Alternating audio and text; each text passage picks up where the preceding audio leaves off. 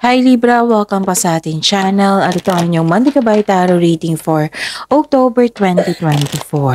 Please bear in mind that kung naka-resonate kayo, comment down. Kung hindi kayo naka-resonate, ibigay niyo po sa iba kasi general reading po ito.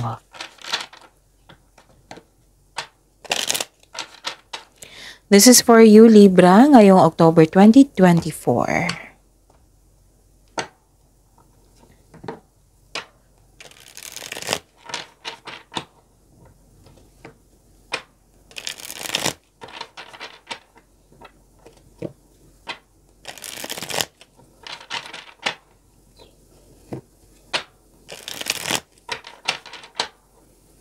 This is for you, Libra, ngayong October 2024. Maraming salamat po sa inyong patuloy na suporta at maraming salamat din po sa mga hindi nag-skip ng ads. Gamitin ang reading na ito bilang gabay lamang sa mga hindi pa nag-subscribe. Subscribe na po kayo at click bell notification para malaman nyo na may bago tayong video. Para sa mga gustong magpa-reading po, may lumabas dyan sa screen nyo ngayon. Panoorin nyo po at sundin ang instruction. Calling the attention sa mga suki ko dito na Libra. Open na po ang inyong Monday Gabay Tarot reading for October 2024. May 6 months from now reading tayo at love life reading po. So message me, Libra, for schedule. Maraming salamat po. Spirits Guide, mga ganap po ngayong October 2024. Para po kay Libra, I need 3 cards po.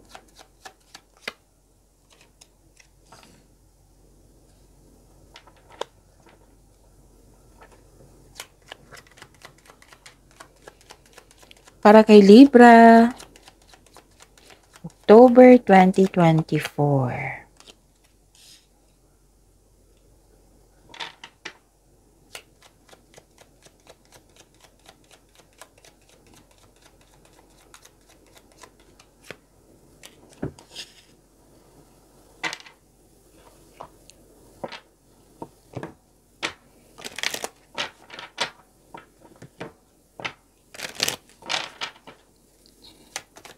Spirits, guys, angels, archangels, guardian angels, mensahe niyo po para kay Libra ngayong October 2024.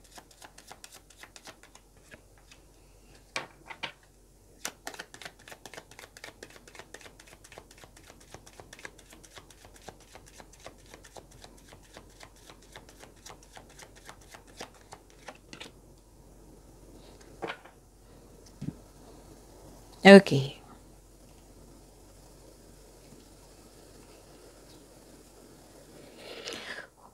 Wow, Libra, ang ganda ng cards mo. Paras ka na Gemini. Tingnan natin kay mamaya kay Aquarius. Okay, ang ganda, Libra. Kasi nakikita ko dito na may prosperity. Oo, may parating na malaking pera which is expected nyo po ito ngayong October 2024. This is cash flow, maaring pinadaan ito sa marami kayong client, maraming customer, project, or ano pa yan na magbibigay sa iyo ng pera. So may expectation kayo na darating na malaking pera ngayong October 2024. Ang ganda. This is prosperity. Claim nyo yung prosperity Cash flow. Transactions. Ang ganda. Ang dami. So, Libra, i-claim nyo talaga to. At higit sa lahat, wow, prosperity. Meron pa, Libra. Akala nyo tapos na. Meron pa, may success. Good luck, good karma, things going your way, may positive opportunities. Ang ganda, diba? So, claim nyo yan. May positive opportunities din. So, may nakita rin akong travel dito. Maaring new journey nyo ito. Okay? Maaring new journey ito. Pwede din nag-adventure kayo. Tapos, pwede din napauwi kayo para magbakasyon. This is movement So, katulad ni Gemini, busy din kayo ngayong month na ito. Movement, puro movement. Yung matagal mo ng ideas, plano, desisyon. Ginawa mo na ng aksyon ngayong buwan na ito. Binigyan mo na ng aksyon. Nagkaroon ng movement, transition, transformation. And I consider this is a new beginning. 'Di ba? Ang ganda ng mensahe. Ang ganda ng mga mensahe, Libra. So, claim nyo yan, ha? Wow. Wow, kakasabi ko lang ng transition. So, sabi po ni Archangel Chamuel, career transition. Your life purpose is triggering a blessed career change. Blessed career change. Wow. Sabi yan ni Archangel Chamuel, ha? So, binigyan ka ng blessings. Oo, sa career mo. Kaya pala may new journey dito. May transformation, paglalakbay, pagsisimula, binigyan ng aksyon. Wow, binigyan, ang laki ng blessings na binigay. Sabi ni Archangel Chamuel dito, your life purpose is triggering a blessed career change. And sabi ni Archangel Zadkiel, notice the loving guidance you hear inside your mind and from the other people. Maraming nag-support sa iyo. Wow. So, claim this magandang message na parating sa inyo, mga parating sa inyo. Libra, ang ganda. Spirits Guide, ano po yung energy ni Libra ngayong October 2024?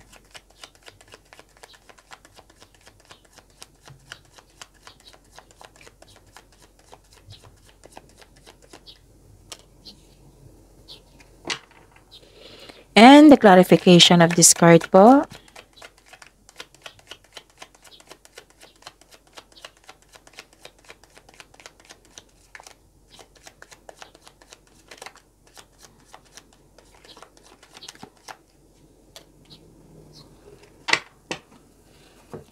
This is a daily reminder, ha. Kailangan nyo itong malaman kasi may mga bagong subscriber din tayo, Libra.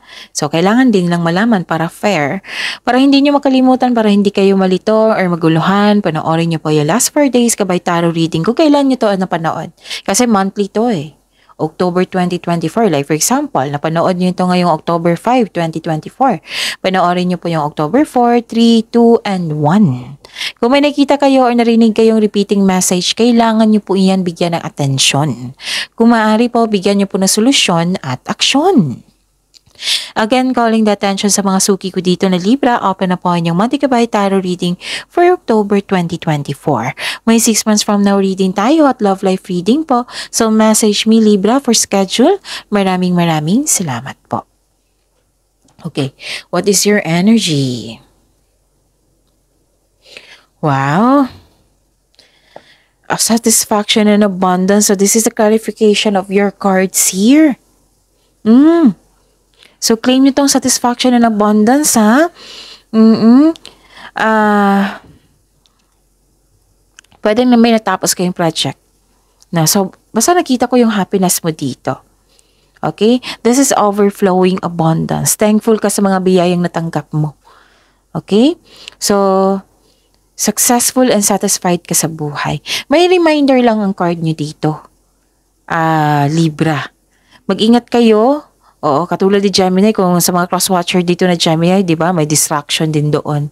So, dito rin, may distraction na kailangan yung iwasan. Okay? May arrogante ka sa dito na tao na kailangan yung iwasan. May bossy po dito na tao na kailangan yung iwasan. Kasi yung pwede din na ma-stress kayo sa kanya. This is distraction. So, ano yung gagawin mo? Marami kayong blessings ngayon. Diba? Kung tatanggapin mo yung negative energy niya, posibleng magkaroon ng blockages at posible din magkakaroon ng delay sa pagpasok ng blessings kasi yung blessings is a positive energy. Hindi yan papasok pag hindi maganda ang iyong energy. So, anong gagawin mo? Put boundaries. Limit yourself sa taong ito. Kasi this is distraction eh. Okay? And nagsabi ng card dito, celebrate your success. At wag mong masyadong gastahin yung mga biyayang natanggap mo, which is, I consider this malaking pera kasi may sinabi dito na malaking pera. Ang sabi ng card dito, save. Savings. Wag masyadong gastahin yung mga biyayang natanggap mo. Hindi lang yan money, kundi ano pa, yung iba pang natanggap mong blessings. At i-celebrate mo. Kung i-consider mo ang mga biyaya na tanggap mo, celebrate it by expressing gratitude and generosity. Mag-offer kayo ng prayer, Libra, bilang pasasalamat sa binigay na magandang blessing sa inyo, overflowing abundance. Okay? So yung challenge sa inyo is iwasan nyo yung taong distraction, magi-satisfy sa binigay sa inyo ng blessings, completion ng project mo, pwede, at i-celebrate nyo at i-acknowledge mo yung binigay na blessing sa inyo. Oo, magbigay pasalamat at magpagiging generosity sa kapwa. Okay? At huwag gastahin, mag-save po kayo. Kung pwede po, mag-save. Okay? Yun yung challenge, isa sa challenge nyo. So, claim this overflowing abundance. Huwag nyong hayaan na madistract kayo ng mga tuso na yan na hindi totoo sa inyo. Okay? At may reminder ang card nyo po dito na huwag po daw kayong matakot sa pagbabago. Kasi transition is pagbabago yan eh. Career change, pagbabago. Pagbabago talaga kasi gagawa ka ng action dito. Bibigyan mo ng ng effort, time. May pagbabago eh. Paglilipat, pwedeng ganyan. So, huwag kayong matakot sa pagbabago. Instead, i-adapt nyo. Kasi itong pagbabago na ito, nakatadhana yan sa iyo. Kasi dala-dala yung what I meant is mensahe yan galing kay Archangel Chamuel and Archangel Zadkiel. Huwag kayong matakot kasi marami din ng suporta sa inyo. Libra. And siguraduhin nyo daw, reminder dito ha, siguraduhin nyo daw na makagawa kayo ng konkretong plano para makagawa kayo ng best decision. Kasi some of you, nakita ko dito, yun nga, yung naninibago sa pagbabago, nagkaroon ng hesitation sa paglabas sa comfort zone nyo. Mismo si Archangel Chamuel, si Archangel Zadkiel nagsabi na may changes. So, take a leap of faith and trust the support of the universe. Huwag kayong mag-alala. Hindi dapat ma-worried kayo kasi you are divinely guided. Kasi dapat makinig sa inyong intuition kasi yan yung magtuturo sa inyo kung ano yung next action. Patungo sa right path, patungo sa success. Yan, makinig kayo sa inyong intuition, have faith sa universe, and have faith sa inyong sarili. Magtiwala sa inyong sarili. You're divinely guided, huwag kang matakot. Instead, i-acknowledge mo mga lessons na na-encounter mo para magkaroon ng new opportunities. Kasi part ito ng spiritual and personal devolution mo. May personal growth din dito. Okay? Huwag kayong mag-hesitate sa paglabas sa inyong comfort zone. Kaya alam niyo naman, sa labas ng comfort zone, yes, may challenges. Kasi pagbabago yan eh. Pero, may success dyan. So, make sure na konkretong plano yan, ha? Yung mga paalala dito. So, i-acknowledge mo yung binigay na blessing sa inyo, which is overflowing abundance, prosperity, good luck, good karma, yan. I-acknowledge nyo, magbigay ng prayer. Mag-offer ng prayer. Okay? Spirits Guide, career and money po. Okay. Spirits Guide, possible blessings po na ma-receive. Possible blessings na ma-receive ni Libra ngayong October 2024. And the clarification of this card po.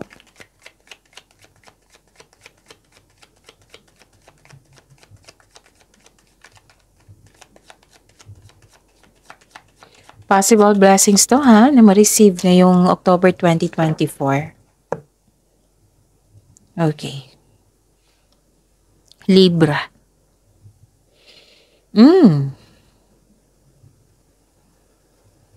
Nakikita ko dito, Libra, na okay. Yes. Mahigit pa to sa success. Nabulol ako, pasensya na. Mahigit pa ito sa success, which is victory, recognition. Okay? May kailangan lang kayong gawin kasi may delayed success. Hindi naman yan canceled. Hindi yan prank. Matutuloy yan pero delayed lang po. So ano yung requirement? Maging flexible, maging kalma, habaan ang pasensya. Yan yung gawin mo. Attract this delayed. Okay? At least alam nyo ha, yung delayed. Meron kayong alam na success iyan. Kasi ang iba, 'di ba? Delayed lang. Hindi nyo alam kung ano 'yon. So ayun, ngayon binigay na mensahe dito is delayed yung success. Pero mangyayari 'yan. Okay? I know this is very disappointing pero huwag kayong mag-declare ng disappointment, ng negativity, mag-claim ng negativity, kundi mag-claim kayo ng positivity. Like positive affirmation. Delay, dumating ka na kasi kailangan kita. Pwedeng itong delayed na success dito is promotion ha. Nang dahil sa kasipagan mo, marami kasing nakapansin sa inyong mga sa inyong magagandang kontribusyon diyan. And itong may financial growth din ako nakikita dito after a period of struggle. Resulta to sa inyong sipag at tiyaga sa inyong pagiging disiplinado dyan sa inyong buhay. Your discipline and hard work are paying off. Soon, kailangan mo lang maghintay. So, may good news po na parating. Okay? Yun. You deserve this success. Kailangan mo lang maging flexible kayo, maging kalma, at habaan ang pasensya. Pag-intindi. Oo. Kasi may dahilan yan sa delay. It might be tinatest yung patience mo. It might be may ipaparealize ang universe sa inyo bago dumating yun para magamit nyo sa tama. It might be kung tao ito na darating sa inyo, it might be may dahilan siya. Like masamang panahon, na traffic, ganun. May mga dahilan yan. Example po yan ha. May mga dahilan po yan. And nakita ko dito, may sinat kayo na plano, may ideas kayo, share nyo yung ideas, pero may tutol. Yan yung challenge sa inyo. Pero masusunod itong gusto mo. Not everybody kasi, kailangan natin tanggapin sa buhay na hindi lahat ng tao na mag-agree sa atin. May tao talaga na ayaw sa atin. Okay? So, mag-ingat talaga kayo sa distraction kasi andito siya. Yung distraction is a challenge sa inyo Nasa iyo na. Baka tinitest kayo ng universe na tingnan nga natin kung si Libra kung magpapa-apekto ba to sa distraction. If I were you, focus kayo sa binigay sa inyo. Abundance, overflowing abundance. Yan yung i-focus nyo, pagyamanin nyo. And put boundaries sa mga taong hindi totoo sa inyo. May nakita ako dito manloloko, self-centered, hindi totoo sa kanilang sarili, hindi totoo sa inyo, naging toxic. Okay, instead na ma-disappoint kayo sa kanya, ipag-pray nyo siya. Okay? Yung sabi ko sa inyo kanina, ipag-pray mo siya, mention this person's name, isuko mo siya kay God, si God na bahala sa kanya. Na sana'y maging mabuti siya sa kanyang kapwa at sa kanyang sarili. And ikaw, focus ka dito sa abundance. Pagyamanin mo yung mga blessings na binigay sa inyo. Yung i-save dapat na i-save. Save your money. Okay? So, yun. Ang ganda ng blessings nyo, ha? Spirit's Guide. Challenges na ma-overcome po ni Libra ngayong October 2024.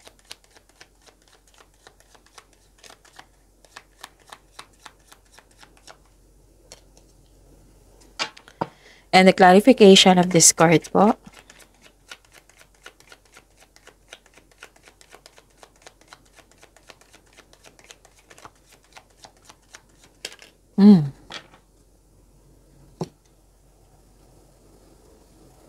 Maraming salamat po sa patuloy na tiwala at suporta sa ating channel. At maraming salamat din po sa mga hindi nag-skip ng ads. May lumabas dyan sa screen nyo ngayon, panoorin nyo po. Kung gusto nyo po iyan, then follow instruction. Wow. Andito yung success, Marami lang kayong gagawin. Bigyan niyang aksyon. Oo, yung sinabi dito sa oracle nyo, andito rin. Oo, pero success to ha. And enjoyment, ang saya mo dito. A time of enjoyment and you're feeling safe. Naging wise ka sa pag-handle ng finances mo. Wow, very good.